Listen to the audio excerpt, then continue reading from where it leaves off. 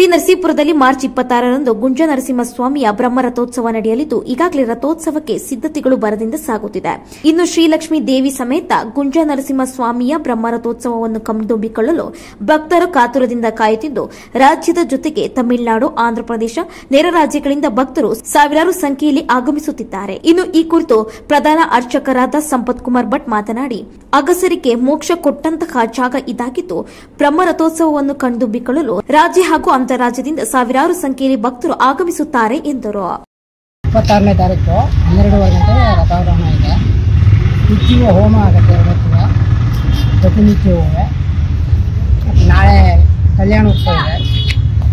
ಮೊದಲನೇ ದಿವಸ ಅಂಕರಾರ್ಪಣ, ಎರಡನೇ ದಿವಸ ಧ್ವಜಾರೋಹಣ, ಮಾಮೂಲು ನಿಟ್ಟುಗಟ್ಟಲೆ ಪೂಜೆಗಳು ನಡೀತಾ ಇದೆ. ಉತ್ಸವಾದಿಗಳೆಲ್ಲ ನಡೀತಾ ಇದೆ. ಹಾಗೂ ಪ್ರಸಿದ್ಧವಾದಂಥ ಟಿ ನರಸೀಪುರ ಗುಂಜಾನರಸಿಂಹಸ್ವಾಮಿ ದೇವಸ್ಥಾನ ಪ್ರಸಿದ್ಧವಾದಂಥ ದೇವಸ್ಥಾನ. ಗುಂಜಾನರಸಿಂಹಸ್ವಾಮಿ ಅಂತ ಕಾಶಿ ಕ್ಷೇತ್ರಕ್ಕಿಂತ ಈ ಕ್ಷೇತ್ರ ಮಹಿಮೆ ಒಂದು ಕೊಂಚಿತ ಪುಣ್ಯ ಜಾಸ್ತಿ. ಸ್ವಯಂ ಉದ್ಭವ ಮೂರ್ತಿ, ಇಲ್ಲೇ ಉದ್ಭವ ಆಗಿರೋದು ಚತುರ್ಯುಗ ಆಗಿದೆ. ಹಿಂದೆಲ್ಲ ಹುತ್ತ, ಅರಣ್ಯ, ಕಾಡು ಎಲ್ಲ ಬೆಳಕೊಂಬಿಟ್ಟಿತ್ತು 4000 ವರ್ಷಗಳ ಹಿಂದೆ. ಆಗ ಒಬ್ಬ ಅಕ್ಷರ ಮರವಾಳ ಶೆಟ್ಟರಿಗೆ ಸ್ವಪ್ನದಲ್ಲೇ ಗೋಚರವಾಗ್ತಾರೆ. ನಾವು ಹುತ್ತದೊಳಗಿದ್ದೇನೆ, ನನಗೆ ದೇವಸ್ಥಾನ ಕಟ್ಟಿಸ್ಕೊಡು ಅಂತ ಕೇಳ್ತಾರೆ. ನಾನು ಬಿಡುಗಡವ, ಹೊಟ್ಟೆ ಹೊಕ್ಕೊಂಡು ಜೀವನ ಮಾಡವ ಅಂತ ನಿಧಿ ಇಲ್ಲ ಅಂತ ಹೇಳ್ತಾನೆ.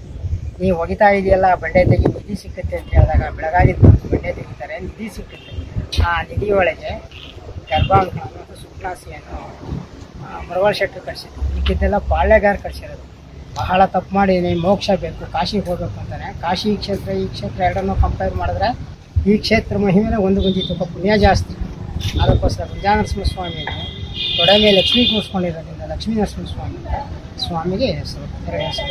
ಅಗಸರವನಿಗೆ ಮೋಕ್ಷ ಕೊಟ್ಟ ಜಾಗ. ಅವನು ಒಗಿತಾ ಬಂಡೆ ಮೇಲೆ ಅವನ ಪ್ರತಿಮೆಯನ್ನು ಮಾಡಿದ್ದಾರೆ. ಭಕ್ತಾದಿಗಳು ಧೂಳಾದ ಸ್ಪರ್ಶವಾಗಿ ಅದೆಲ್ಲರೂ ನನ್ನ ಪಾಪ ವಿಮೋಕ್ಷಣೆ ಆಗಲಿ ಅಂತ ಕೇಳ್ಕೊತಾರೆ.